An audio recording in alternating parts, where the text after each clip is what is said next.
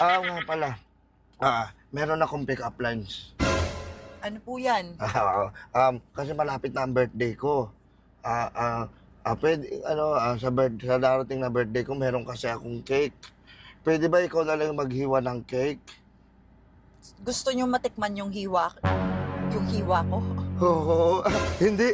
Alam mo yung pick-up lines ko, alam niya. Alam niya.